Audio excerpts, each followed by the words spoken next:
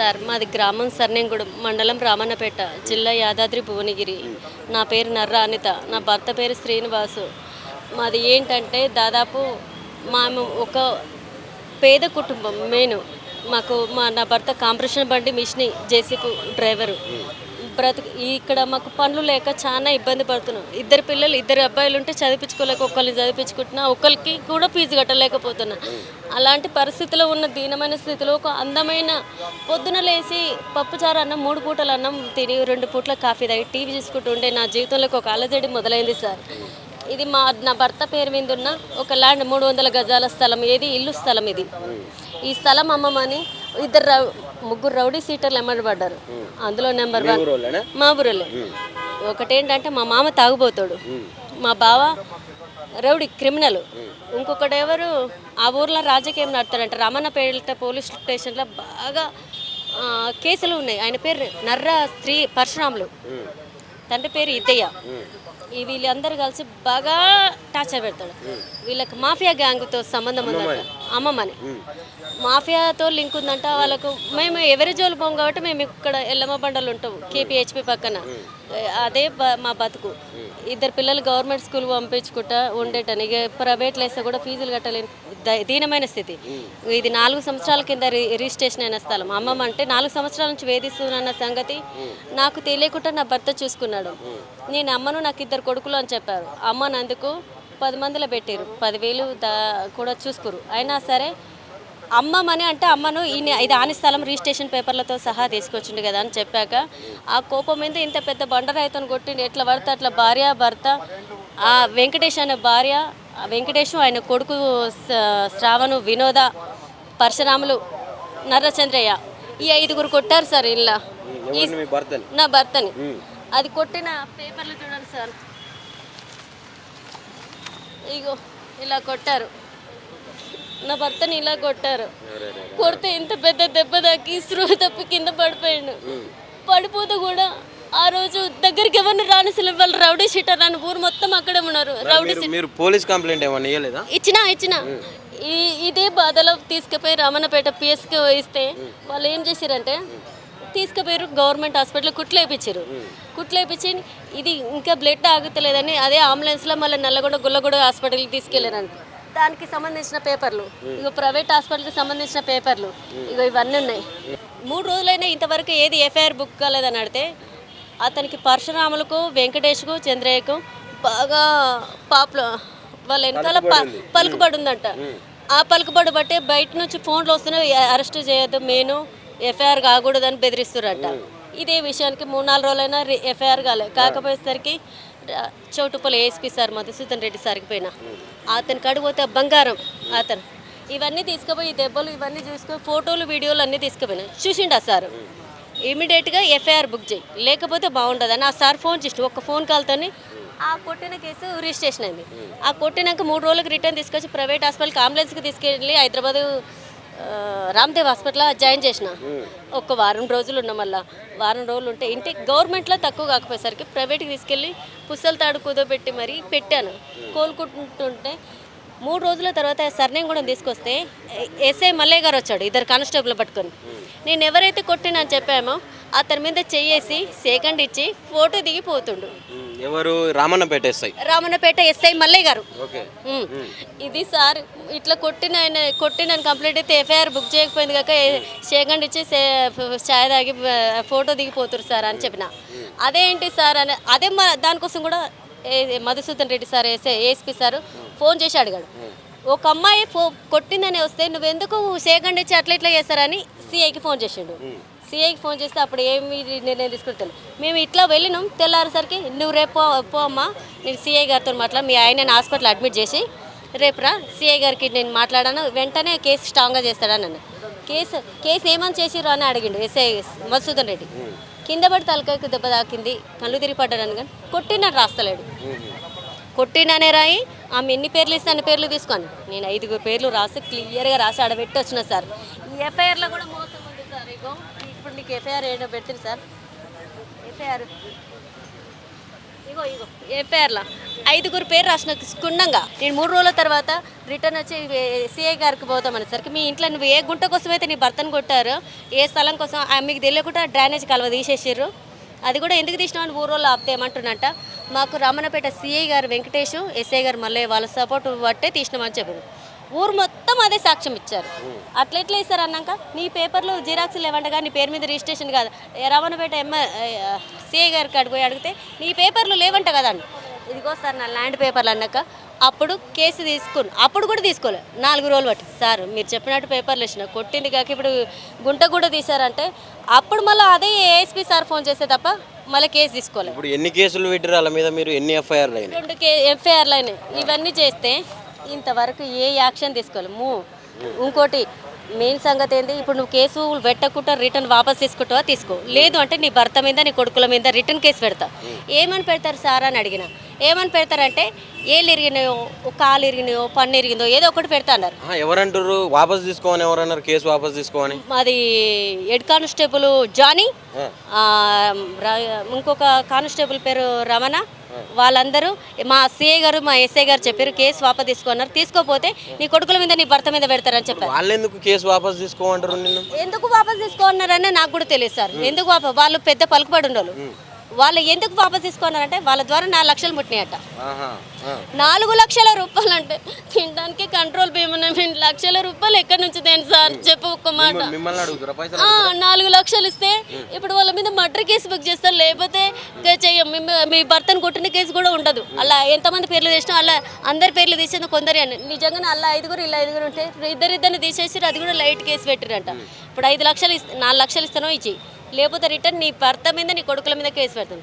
అదేం కేసు అంటే నేను మనం చూస్తే నా భర్త మీద నా కొడుకుల మీద కేసు బుక్ అయిందని కొట్టేది. ఎప్పుడు నువ్వు ఇప్పుడు ఇల్లు స్థలం ఇల్లే కదా, నీ భూమిలో చేస్తున్నా. అది ఎంఆర్ఓ రామన్నపేట పోలీసుల చేత ఎంఆర్ఓ గారు ఉన్నారు, గవర్నమెంట్ హాస్పిటల్ ఉంది. వాళ్ళు ముగ్గురు కలిస్తే ఎటువంటి వాళ్ళైనా ఎవరెవరికి ఏమేమి జరగాలి, ఎవరు డబ్బు ఇస్తే ఆడే వెళ్ళిపోతారు. ఆ ఊర్లో ఆ ముగ్గురు అన్యాయం జరుగుతుంది కాబట్టి ఎన్నో ఏళ్ళ నుంచి తెలుసు మాకు. ఇంతవరకు వాళ్ళ మీద బయట చెప్పడానికి అవకాశం రాలేదు. ఎందుకంటే తిని సపడకుండేటోళ్ళు మాకు ఎందుకు ఈ పరిస్థితి అనుకున్నాం. ఈరోజు నా వరకు వచ్చింది. నా భర్త నా కొడుకులను కాపాడుకోలేక, కనీసం బ్రతకడానికి బతుకు తెరలేక, పనులు లేక నరకం చూస్తున్నాం. ఇప్పుడు వీళ్ళని ఎక్కడ ఎవరిని కలుతామన్నా సుధీర్ బాబుని కలుతామంటేనేమో ఈమెవరు ఇది రాచకొండ కమిషనర్ గారు సుధీర్ బాబుని కలవడానికి పోయినప్పుడు 4 సార్లు ఫార్మాలిటీస్ పూర్తయ్యారు, పైకి పోనిస్తలేరు. ఈమె ఎవరంటే అది ఈ మేడం ఈసారే పైకి తీసుకెళ్తారంట. ఈ పేరు ఏం పేరు అన్నారు, శ్యామలన్న ఏదో అంటారు. ఒక్కసారి ఆవిడనే మాటలు వినండి సార్. ఏయ్ నువ్వు ఇక్కడ దాకా రావాల్సిన అవసరం ఏంది? తలకాయ ఉందా, దిమాక్ ఉందా, మెదడు ఉందా? పోవే పో.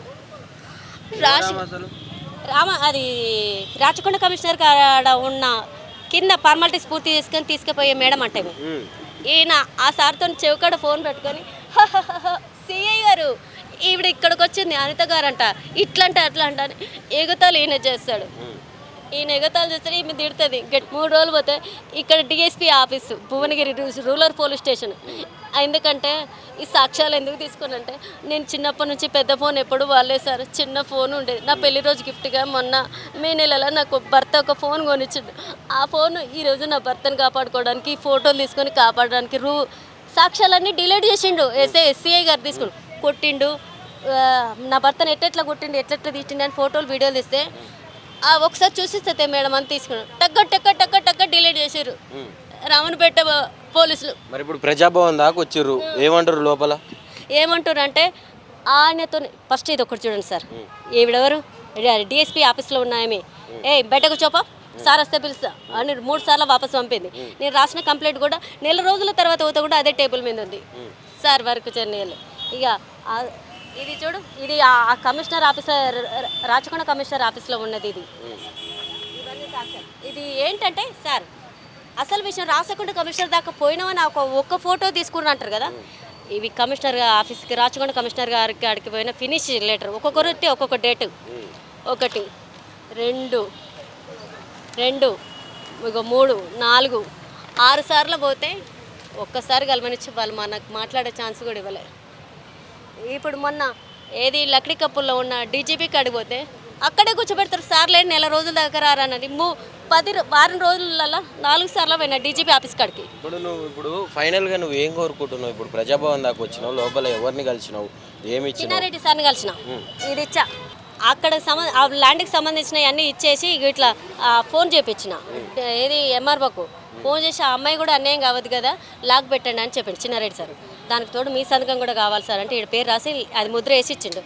అది వేసి ఇచ్చినాక ఏం జరిగింది, కథం తీసుకొని ఏం చేసిండు, నువ్వే నా ఫోన్ చేయించింది, నువ్వు ఇదివరకు నీకు లాక్ పెట్టినా చెప్పినా కదా, నువ్వు చెప్తే నేను చేయనని చెప్పినా కదా, ఇది పెడితే నాకేంటి లాభం ఆయనకేం లాభం? ఏం కొనుక్కుంటున్నావు ఫైనల్గా, ఏం చెప్దాం అనుకుంటున్నావు? నాకు 2 ఎకరాల భూమిలో మా 3 పుత్తుల ఆస్తి, మా బావగారు, మాకు 3 అన్నదమ్ములు, మా ఆయన చిన్న ఆయన కొట్టిన ఆయన నడిపాయన, మా పెద్దబావారు చనిపోయాడు, ఆయన భార్య పిల్లలు ఉన్నారు, మనిషికి 27 గుంటలు వస్తాయి. నా 27 గుంటల భూమి పోలీసుల ద్వారా అన్యాయంగా 4 లక్షల లంచం తీసుకొని ఎంఆర్ఓని పట్టుకొని చేపించారు. నా 27 గుంటల భూమి నాకు వస్తే చాలు సార్, నేను ఈ కోర్టుల చుట్టూ కేసుల చుట్టూ తిరగలేను.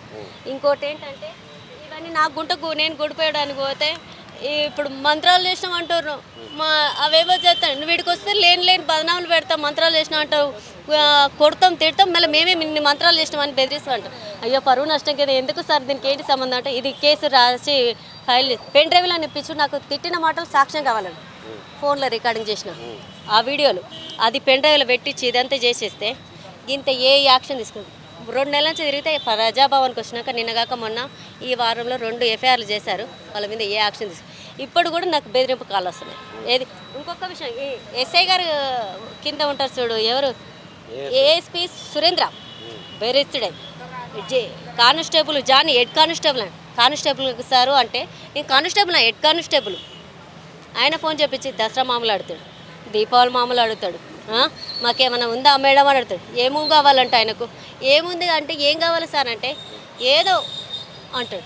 దానికి అర్థం ఏంటో నాకు ఏం చెప్పాలో అర్థం కాక, భర్తకు చెప్పుకోలేక, ఈ కేసులలో గెలవలేక అన్ని పేపర్లన్నీ ఇందాక ప్రజాభవన్ ముంగడు పడేసి వెళ్ళిపోయి సూసైడ్ చేసుకుందాం అనుకున్నా. ఈ విషయం నాకు ముఖ్యమంత్రి గారిని రేవంత్ గారిని సీతక్కని కలవాలన్నదే నాకు కోరిక. ఇవన్నీ ఇచ్చి వాళ్ళ వల్ల న్యాయమైతే న్యాయమైంది, లేకపోతే నా సావేదన చేస్తా.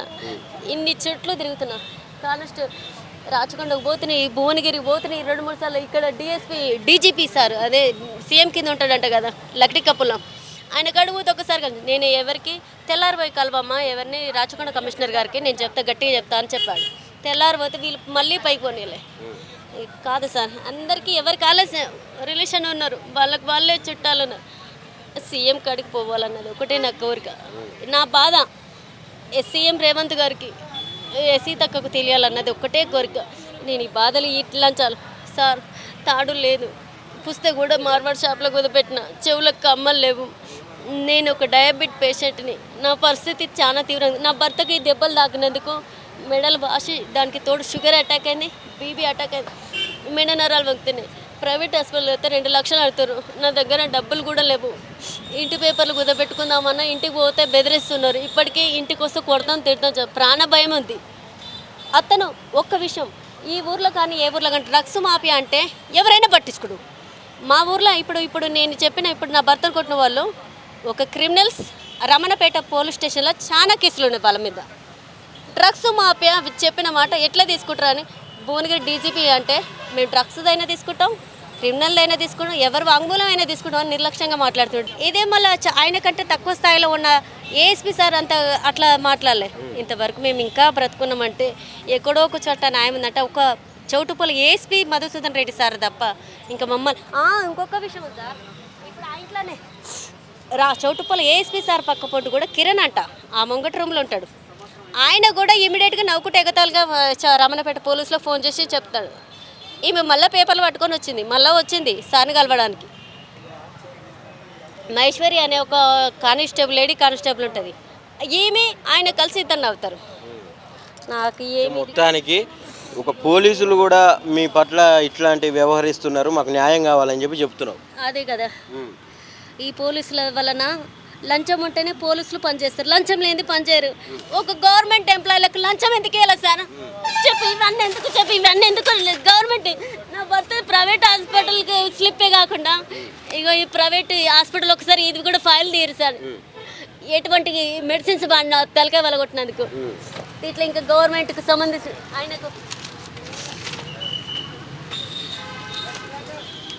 ప్రైవేట్ ఇగో కలెక్టర్ గారు ఒకరోజు కలెక్టర్ ఆఫీస్ కూడా పోయినా, ఇతను భువనగిరి కలెక్టర్ గారు కదా, ఆయన రైటర్ కదా, ఈయన ఏమని చెప్పిండంటే డీసీపీ గారిని కలుపు, నేను చెప్పినాను కలెక్టర్ పంపించినట్టు, కలెక్టర్ పంపిస్తే నాకు డీసీపీ సార్ ఏమంటుండు, అదే భువనగిరి అయినా కలెక్టర్ పంపిస్తే ఏంటి, నాకు రాచకొండ కమిషనర్ పంపిస్తేంది, మీరు చెప్పింది నేను వినాలా, నాకు ఎన్ని పని, నేను డీసీపీని అంటే భువనగిరికి పెద్ద డీసీపీ ఎన్ని జిల్లాలో నేను తెలుసాను అక్కడ, డీసీపీ నిర్లక్ష్యంగా మాట్లాడుతాడు, అతను కింది స్థాయిలో ఉన్న ఏఎస్పీ ఎందుకు మాట్లాడతాడు బంగారం లాగా, ఇంకా బ్రతుకున్నామంటే ఎక్కడో ఒక చోట న్యాయం ఉందన్న ఉద్దేశంతో మీ ద్వారా సీఎం రేవంత్ సార్ని కలిసి మా బాధలు చెప్తారని సీతక్క కాడికి అక్కడ ఆ గేట్ కాడికి పోతున్నా, సీతక్కని ఎక్కడ కలవాలంటే సచివాలయం అంటారు, ఇన్ని దిక్కులు తిరిగిన నా దగ్గర డబ్బులు కొంచెం లేటుగా తింటే బీపీ డౌన్ అయి కళ్ళు తిరిగి పడిపోతున్నా, ఇప్పటికీ 2-3 సార్లు కళ్ళు ఏ ఫైల్ పెట్టుకొని అంటే అక్కడ ఇప్పటికే 4-5 సార్లు అదేది తెలంగాణ భవనానికి వచ్చినందుకు ప్రజాభవనానికి వస్తే అందరు నవ్వుతారు,